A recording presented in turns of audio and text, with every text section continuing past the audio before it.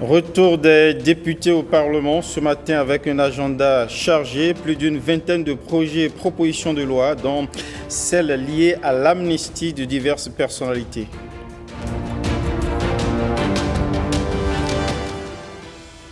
Cotonou abrite des assises du Conseil ouest et centrafricain pour la recherche et le développement agricole au menu, de nouvelles orientations et le renforcement du partenariat avec le secteur privé.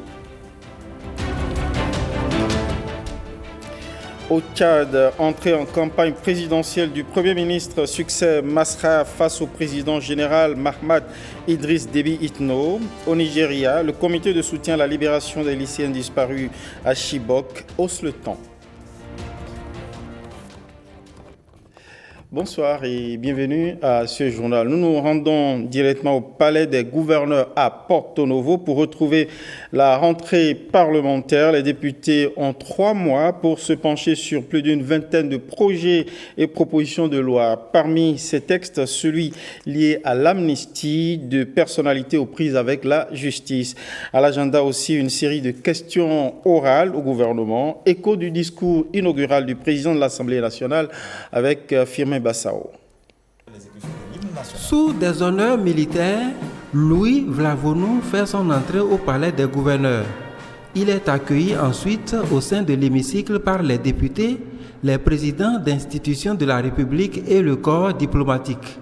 J'ose espérer que la fièvre qui s'est emparée de cet hémicycle, voire de notre pays tout entier, à la faveur de la dernière session extraordinaire de notre Parlement, qui avait à son ordre du jour, entre autres, des points aussi sensibles et controversés que la révision de la Constitution et celle du Code électoral, est déjà retombée et que notre commune patrie poursuivra dans la paix sociale et la concorde nationale sa marche inexorable vers le développement et la prospérité.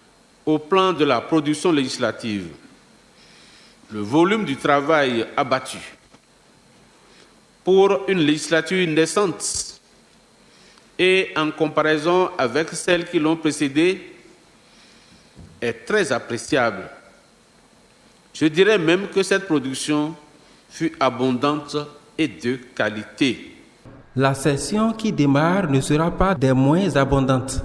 À l'ordre du jour de la session ordinaire qui s'ouvre ce jour, figure entre autres l'examen et le vote de 23 projets de loi et une proposition de loi. Le président de l'Assemblée nationale n'occulte pas l'actualité sous-régionale au regard de la crise au sein de l'espace CEDEAO. La création de l'Alliance des États du Sahel, regroupant les républiques sœurs du Burkina, du Mali et du Niger, suivie de l'annonce de leur retrait respectif de cette institution de référence en réaction aux sanctions conjoncturelles précédemment prises à leur encontre, mais déjà levé pour la plupart, est incontestablement un sujet de préoccupation majeure pour tous les dirigeants de notre espace géopolitique.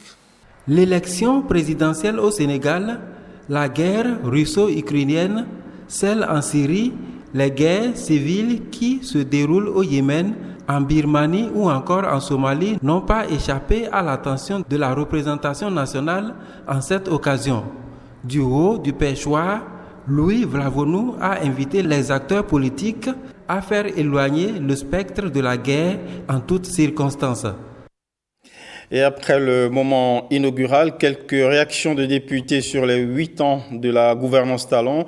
Satisfait global, teinté de sentiments d'inachevé sur des chantiers de développement à parfaire. C'est la tonalité des réactions des députés que voici au micro de Firmin Bassao. Le président Patrice Talon a pris son courage avec son gouvernement pour nous développer une politique qui impose des réformes, mais ces réformes, bien entendu, qui contribuent au développement et au bien-être de la population.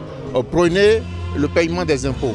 Ça renfloue les caisses de l'État et permet donc de financer et les routes les adductions d'eau, les écoles et les centres de santé. Les réformes sur le plan administratif.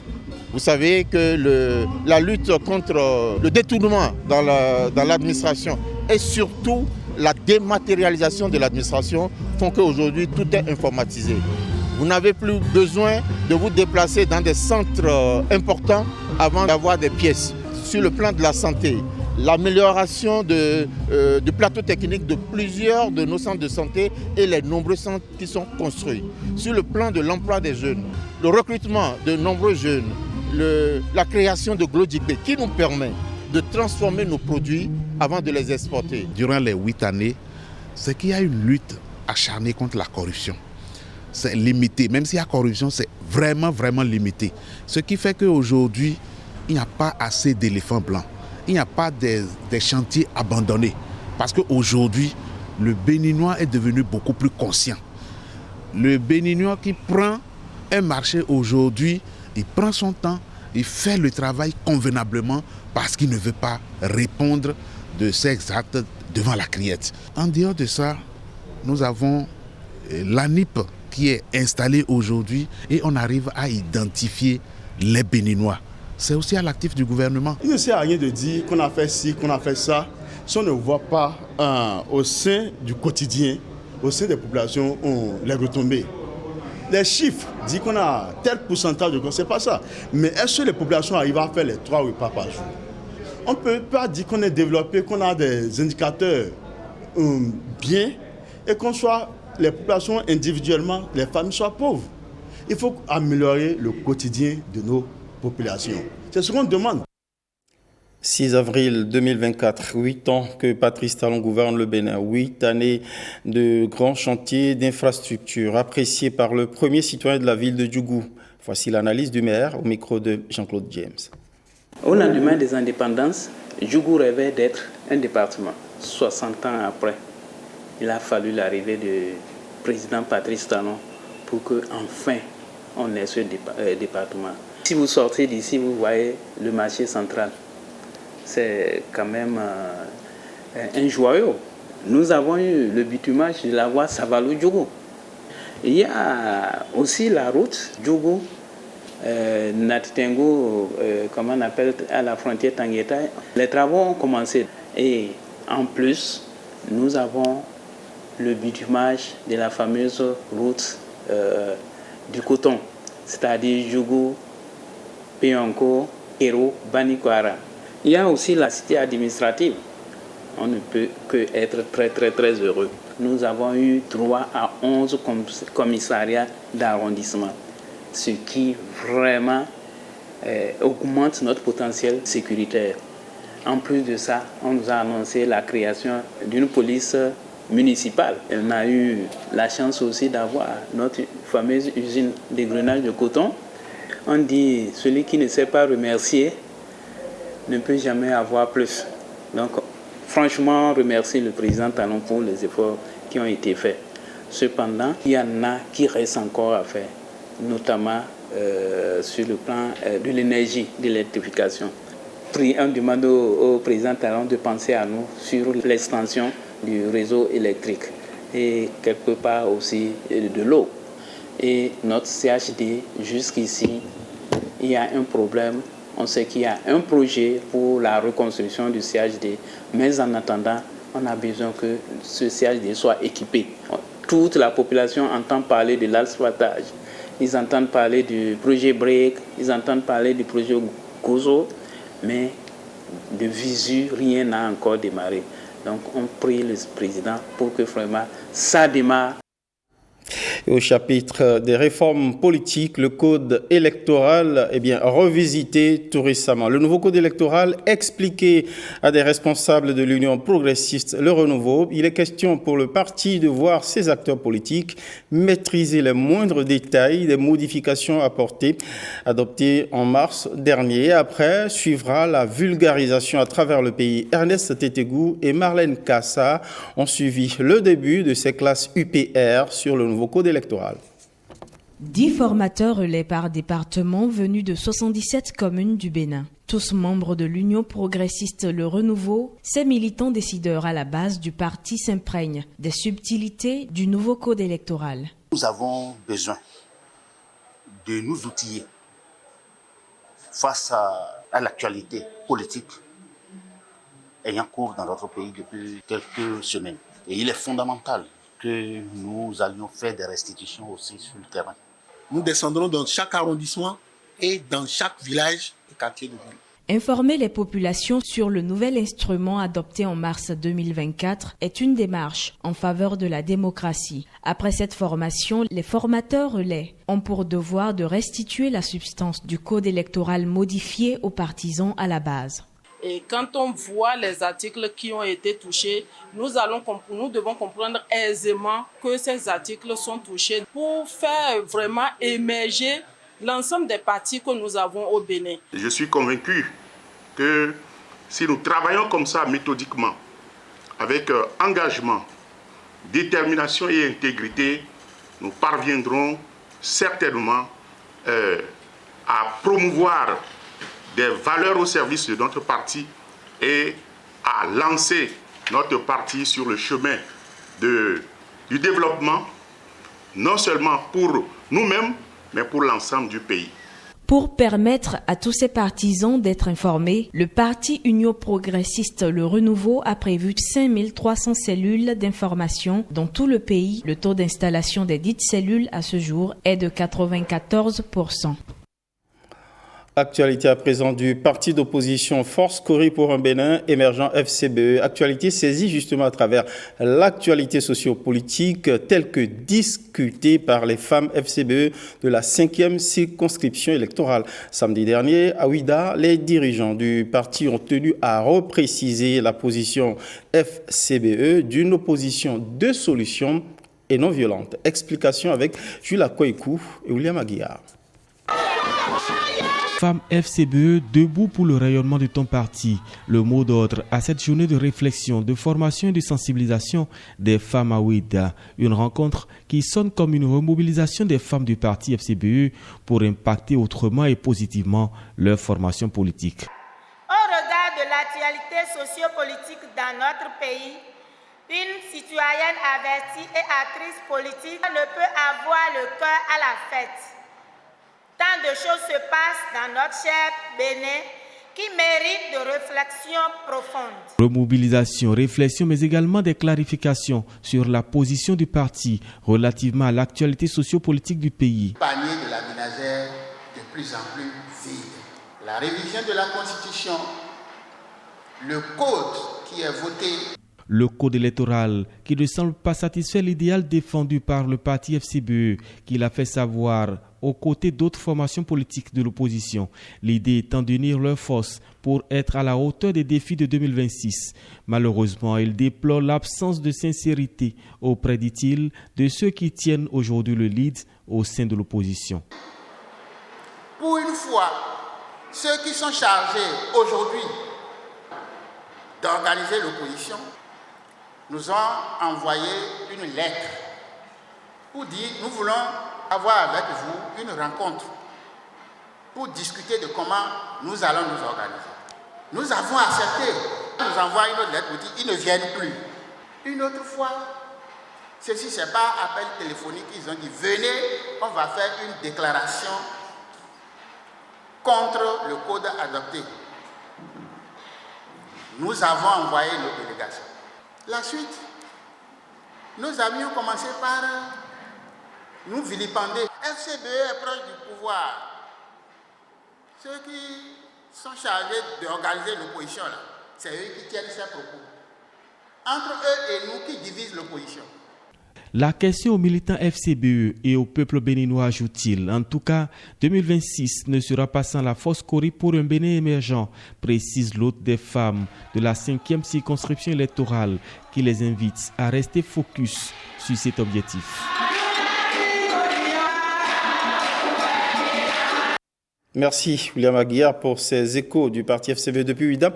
On revient à Cotonou qui abrite les assises de l'Assemblée générale du Conseil ouest et centre africain pour la recherche et le développement agricole. Au menu de cette session du CORAF, le bilan des programmes et projets dédiés.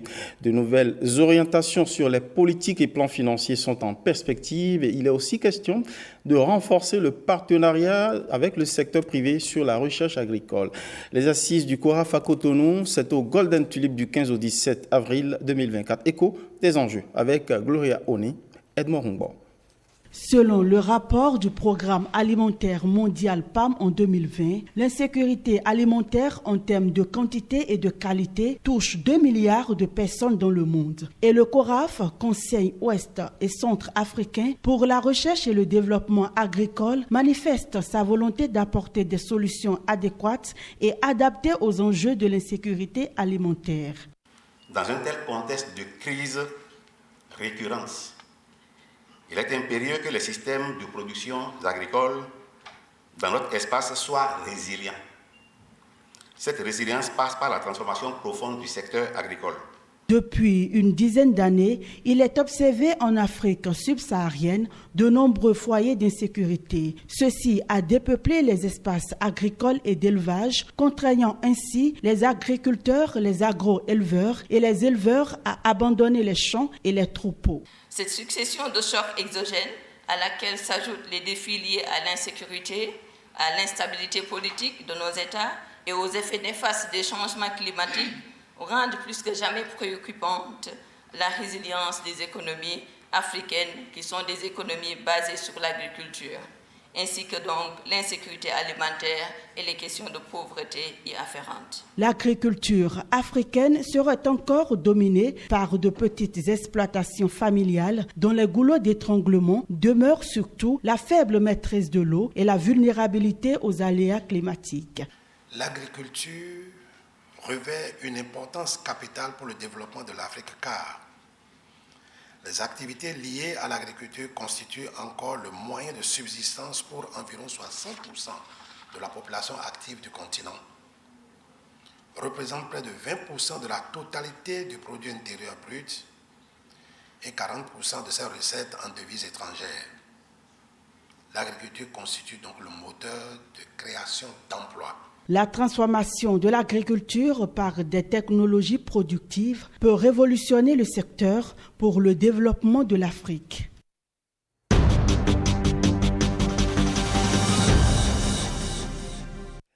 Des entreprises solides à fort potentiel de croissance gérées par les femmes, c'est un impératif genre, donc d'équité partagée par le gouvernement et les partenaires sociaux. Cependant, pour y arriver, le financement s'impose comme un défi majeur.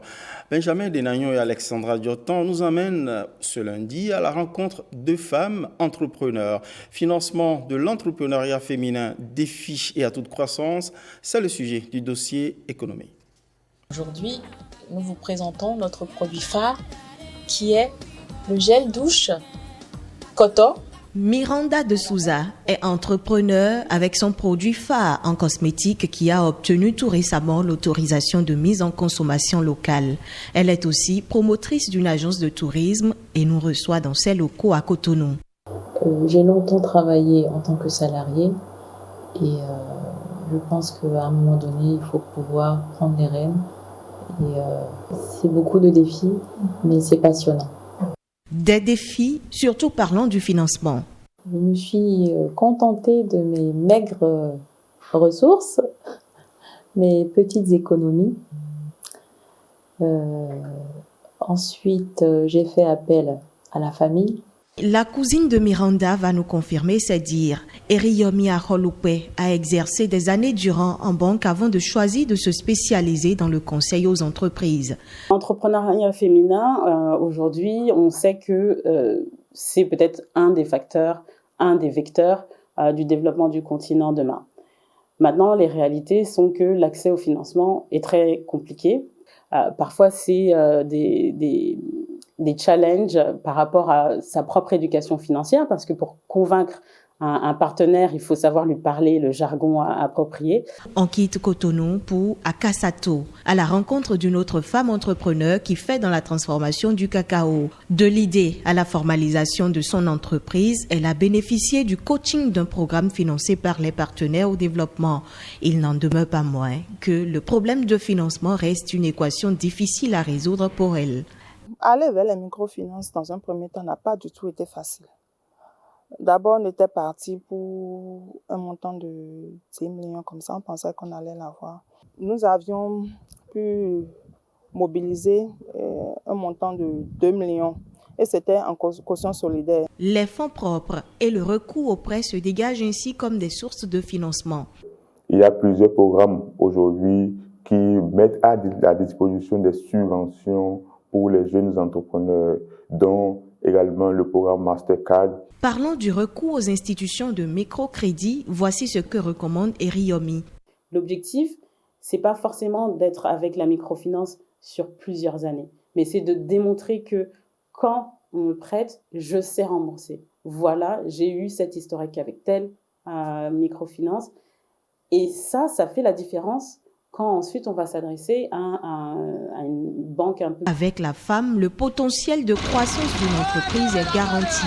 Il faut lui mettre les moyens à disposition, soutiennent également les hommes. Il faut aider les femmes parce qu'elles sont beaucoup plus résilientes que les hommes.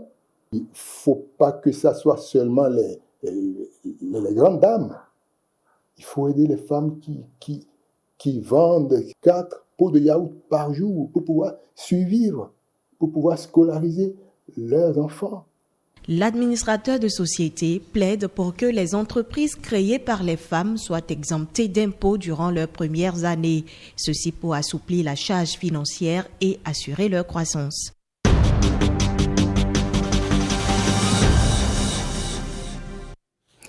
Faisons à présent une halte à cette cérémonie solennelle de port de galon à 7 conservateurs de la nature promus à des grades supérieurs par le ministère du Cadre de vie et des Transports chargé du développement durable.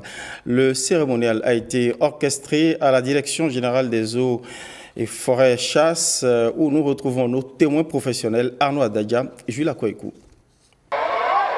Ils sont mis sous les feux des projecteurs au détour de ce cérémonial organisé conformément aux usages militaires. Promus à des grades supérieurs, ces 7 fonctionnaires des eaux, forêts et chasses ont reçu leur galon dans cette ambiance de grande solennité. Il s'agit d'un cérémonial qui répond aux dispositions d'un décret daté du 16 mars 2022 et qui fixe les attributs de l'administration en ce qui concerne les tenues d'uniforme et le port de galons. Chers récipiendaires, vous êtes à un tournant de votre carrière.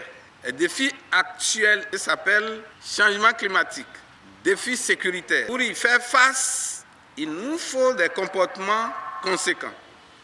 Soyez donc à la hauteur des attentes de l'autorité. Vous devez désormais faire preuve d'exemplarité et de droiture. Je voudrais pouvoir compter sur vos capacités à contribuer de façon significative à l'amélioration de l'image des eaux, forêts et chasses. En arborant ces nouveaux attributs, ces 7 conservateurs s'engagent à relever les grands défis liés à la préservation de la biodiversité et la protection des espaces forestiers. La même cérémonie est organisée simultanément dans les inspections forestières au profit des contrôleurs des eaux, forêts et chasses promus au titre des 2 premiers trimestres de l'année 2024.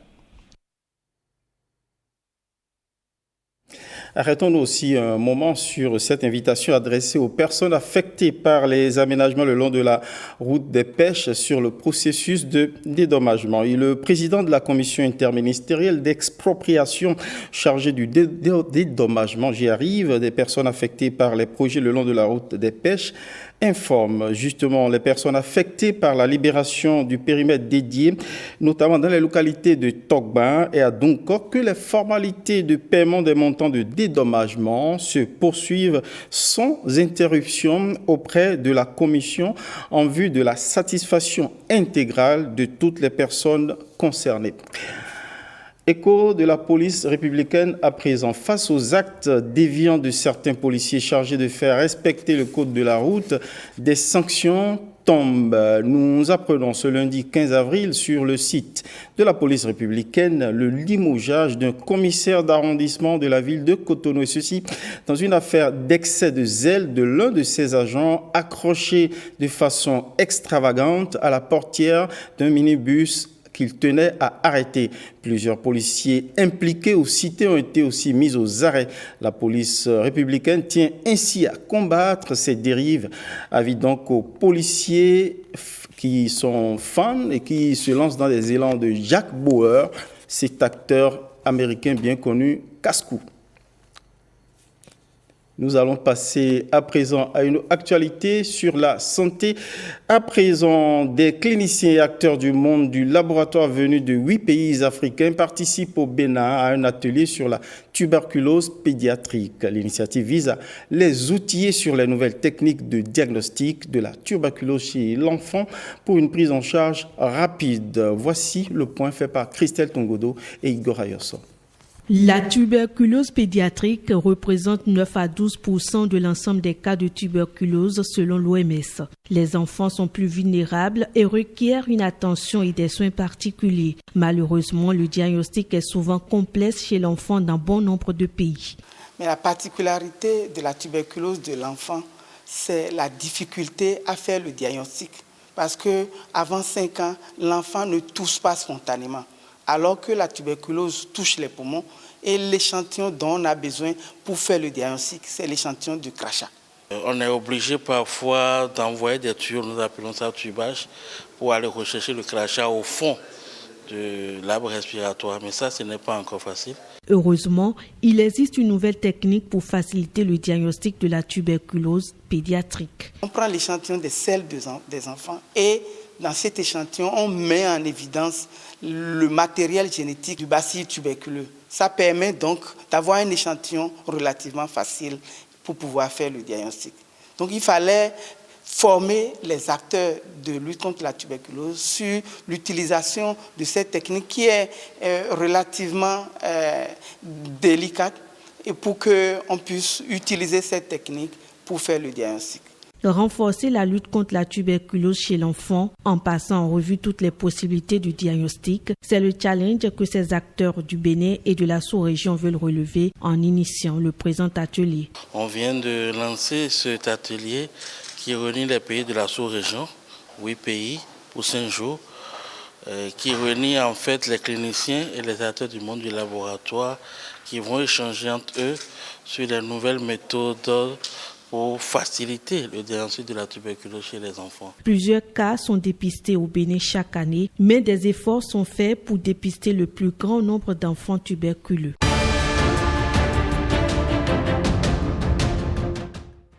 Actualité hors de nos frontières avec l'écho du face-à-face qui commence entre le général Mahamat Idriss Déby Itno et le Premier ministre de transition tchadien, Succès Masra, tous deux engagés dans la campagne pour l'élection présidentielle du 6 mai prochain au Nigeria.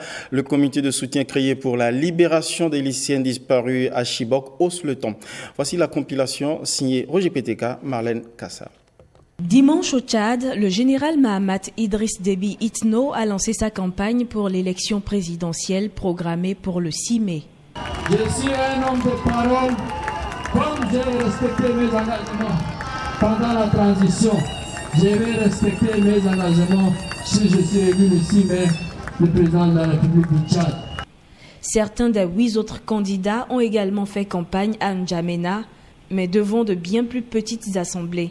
Pour rappel, Mahamat Déby a été proclamé par l'armée président de la transition le 20 avril 2021 à la tête d'une junte de 15 généraux à la mort de son père Idriss Déby Itno, lequel a régné d'une main de fer sur le Tchad depuis 30 ans.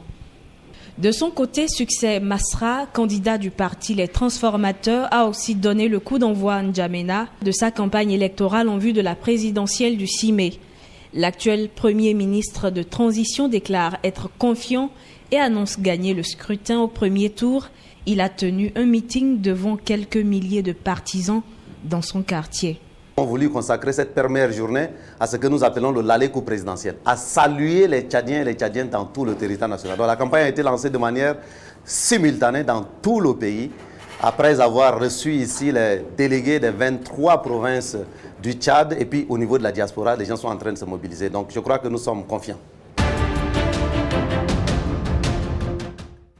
Au Nigeria, le comité de soutien créé pour la libération de plus de 270 lycéennes enlevées il y a 10 ans à Chibok, au Nigeria, a appelé dimanche les autorités à ne pas oublier la centaine d'entre elles toujours portées disparues.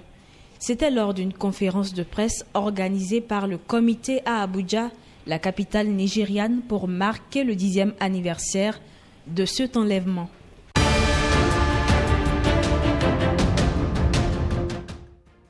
C'est la fin de cette livraison de l'actualité. Merci de l'avoir suivi. Merci à toutes les équipes. Bonsoir chez vous.